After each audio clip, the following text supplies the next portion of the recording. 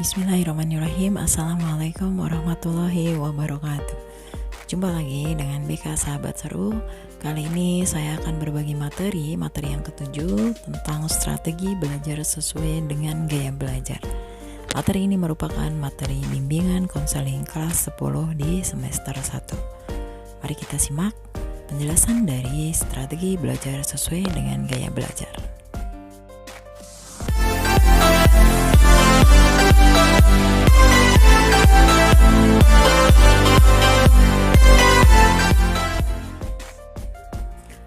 Apa itu belajar? Nah, pengertian belajar adalah proses di mana tingkah laku ditimbulkan atau diubah melalui latihan atau pengalaman. Belajar adalah aktivitas mental atau psikis yang berlangsung dalam interaksi aktif dengan lingkungan yang menghasilkan perubahan-perubahan dalam pengetahuan, pemahaman, keterampilan, nilai-nilai, dan sikap.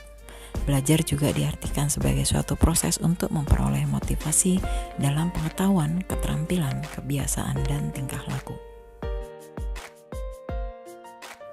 Selanjutnya kita akan melihat ciri-ciri dari belajar. Ciri-ciri belajar adalah sebagai berikut. Yang pertama, adanya kemampuan baru atau perubahan. Perubahan tingkah laku bersifat pengetahuan kognitif, keterampilan psikomotorik, maupun nilai dan sikap afektif.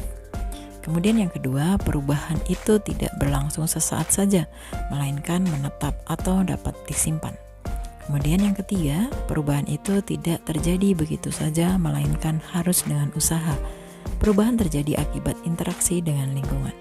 Yang keempat, perubahan tidak semata-mata disebabkan oleh pertumbuhan fisik atau kedewasaan, tidak karena kelelahan, penyakit, atau pengaruh obat-obatan.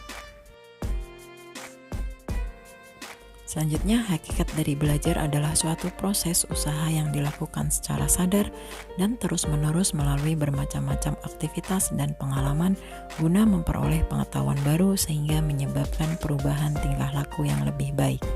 Perubahan tersebut bisa ditunjukkan dalam berbagai bentuk seperti perubahan dalam pemahaman, pengetahuan, perubahan sikap, tingkah laku, dan daya penerimaan.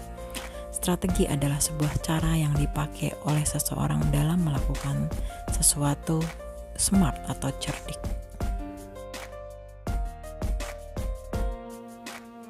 Berikutnya kita akan bicara tentang gaya belajar. Gaya belajar atau learning style sering diartikan sebagai karakteristik dan preferensi atau pilihan individu mengenai cara mengumpulkan informasi, menafsirkan, mengorganisasi, merespon, dan memikirkan informasi tersebut. Gaya belajar merupakan kunci untuk mengembangkan kinerja dalam pekerjaan, di sekolah, dan dalam situasi-situasi antar pribadi. Ketika kita sudah bisa mengenal gaya belajar kita, yakni bagaimana kita menyerap dan mengolah informasi, maka kita akan dapat menjadikan belajar dan berkomunikasi lebih mudah sesuai dengan gaya belajar kita sendiri. Kita akan melihat macam-macam gaya belajar. Ini dibagi menjadi 3, yaitu gaya belajar visual, gaya belajar auditorial, dan gaya belajar kinestetik. Nah, kita akan melihat satu persatu dari macam-macam gaya belajar tersebut. Gaya belajar visual yaitu gaya belajar yang lebih banyak menggunakan indera mata sebagai alat untuk menyerap informasi. Orang-orang visual banyak mengikuti ilustrasi atau membaca instruksi sendiri. Kemudian yang kedua, gaya belajar auditorial yaitu gaya belajar yang banyak menggunakan telinga sebagai alat untuk menyerap informasi yang masuk. Orang-orang auditorial lebih senang informasi itu dia dengarkan daripada orang lain. Kemudian yang ketiga, gaya belajar kinestetik, yaitu gaya belajar yang lebih menekankan praktek langsung atas apa yang sedang dipelajari. Orang-orang kinestetik lebih senang kalau dibiarkan mengerjakan sendiri atau praktek langsung. Kemudian kita akan melihat modalitas belajar beserta ciri-cirinya. Lingkungan belajar memberi pengaruh besar pada keberhasilan belajar kita. Karena itu, ciptakanlah suasana belajar yang nyaman, sehat, dan santai. Lingkungan yang nyaman bersifat subjektif karena terkait dengan modalitas belajar. Setiap modalitas memiliki ciri-ciri tersendiri. Adapun ciri-ciri tersebut adalah sebagai berikut. Yang pertama, modalitas visual. Jika kita memiliki modalitas visual, pengingat-pengingat visual seperti poster, akuarium, atau lukisan akan membuat kita memiliki sikap positif dalam belajar. Ciri-ciri dari modalitas visual yaitu yang pertama rapi dan teratur, yang kedua berbicara dengan cepat, yang ketiga perencana dan pengatur jangka panjang yang baik, yang keempat teliti terhadap detail, yang kelima mementingkan penampilan, yang keenam pengeja yang baik dan dapat melihat kata-kata yang sebenarnya dalam pikiran mereka, ketujuh lebih mengingat apa yang dilihat daripada yang didengar, kedelapan mengingat dengan asosiasi visual, 9 biasanya tidak terganggu oleh keributan, 10 mempunyai masalah untuk mengingat instruksi verbal kecuali ditulis dan seringkali minta bantuan orang untuk mengulanginya.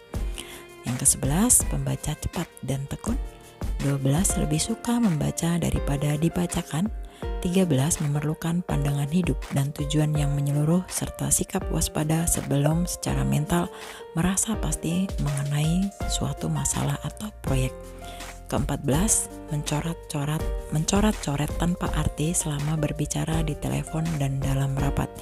Yang ke-15 lupa menyampaikan pesan verbal kepada orang lain. Yang ke-16 sering menjawab pertanyaan dengan jawaban singkat, ya atau tidak. Yang ke-17 lebih suka melakukan demonstrasi daripada berpidato. Yang ke-18 lebih suka seni lukis daripada seni musik. Berikutnya, strategi belajar efektif dari modalitas visual. Yang pertama, belajar dengan gambar, diagram, dan peta. Kemudian yang kedua, membuat coretan, simbol, dan tanda-tanda penting. Yang ketiga, gunakan video dan gambar-gambar berwarna. Dan yang keempat, membuat pengelompokan. Modalitas yang selanjutnya yaitu modalitas auditorial. Jika kita memiliki modalitas auditorial, penggunaan musik untuk belajar atau murotal atau suasana yang tenang tanpa suara merupakan syarat mutlak untuk membantu kita lebih berkonsentrasi. Selanjutnya kita akan melihat ciri-ciri orang dengan modalitas auditorial. Yang pertama, berbicara kepada diri sendiri pada saat bekerja. Kemudian yang kedua, mudah terganggu oleh keributan. Yang ketiga, menggerakkan bibir mereka dan mengucapkan tulisan di buku ketika membaca. Yang keempat, senang membaca dengan keras dan mendengarkan. Yang kelima, dapat mengulangi kembali dan menirukan nada, irama, dan warna suara. Yang keenam, merasa kesulitan untuk menulis tetapi hebat dalam bercerita. Yang ketujuh, berbicara dalam irama yang terpola. Yang kedelapan, biasanya merupakan pembicara yang fasih. Yang ke-9, lebih suka seni musik daripada seni lukis. Yang ke-10, belajar dengan mendengarkan dan lebih mengingat apa yang didiskusikan daripada yang dilihat. Yang ke-11, suka berbicara, suka berdiskusi dan menjelaskan sesuatu dengan panjang lebar. Yang ke-12, mempunyai masalah dengan pekerjaan-pekerjaan yang melibatkan visualisasi seperti memotong bagian-bagian hingga sesuai satu sama lain. Yang ke-13, lebih pandai mengeja dengan keras daripada menuliskan sesuatu. Dan yang terakhir adalah lebih suka gurauan lisan daripada membaca komik. Kemudian strategi belajar efektif untuk modalitas auditorial yaitu diantaranya yang pertama, membaca dengan bersuara atau bercerita. Kemudian yang kedua, menulis ulang yang telah dipelajari atau membuat ringkasan. Yang ketiga, berdiskusi, berdebat, dan wawancara. Kemudian yang keempat, mendengarkan melalui kaset atau rekaman. Kemudian seminar dan lokakarya. Modalitas yang selanjutnya yaitu modalitas kinestetik. Jika kita memiliki modalitas kinestetik, biasanya senam ringan diperlukan sebelum belajar. Bahkan, sekedar melompat-lompat di ruang belajar dapat membantu kita berkonsentrasi dalam belajar. Ciri-ciri modalitas kinestetik yaitu yang pertama, berbicara dengan perlahan. Yang kedua, menanggapi perhatian fisik. Yang ketiga, menyentuh orang untuk mendapatkan perhatian mereka. Yang keempat, berdiri dekat ketika berbicara dengan orang. Yang kelima, selalu berorientasi pada fisik dan banyak bergerak. Yang keenam, mempunyai perkembangan awal otot-otot yang besar. Yang ketujuh, belajar melalui manipulasi dan praktik. Yang kedelapan, menghafal dengan cara berjalan dan melihat. Yang kesembilan, menggunakan jari sebagai penunjuk ketika membaca. Yang ke-10, banyak menggunakan isyarat tubuh. Dan yang terakhir, yang ke-11, tidak dapat duduk diam untuk waktu yang lama. Nah, bagaimana strategi belajar efektif untuk modalitas belajar kinestetik? Yang pertama, melakukan praktek. Kemudian yang kedua, mengamati demo atau contoh konkret. Yang ketiga, drama, permainan, dan aktivitas lapangan. Kemudian yang keempat, menggunakan model Lego, alat praktik, kerajinan tangan, dan puzzle. Kemudian yang kelima, menggunakan gerak dalam belajar. Nah, demikian tadi strategi belajar sesuai dengan gaya belajar. Mudah-mudahan kita bisa mengamati apa gaya belajar kita dan kemudian kita bisa memilih strategi belajar yang sesuai dengan gaya belajar yang kita miliki. Mudah-mudahan materi ini bisa kita terapkan dalam kehidupan kita sehari-hari sehingga proses belajar kita bisa berjalan dengan optimal. Terima kasih telah menonton video ini. Mudah-mudahan materi ini bermanfaat untuk kita semua. Kita akan ketemu lagi di video-video BK Sahabat Seru lainnya. Saya akhiri, wassalamualaikum warahmatullahi wabarakatuh.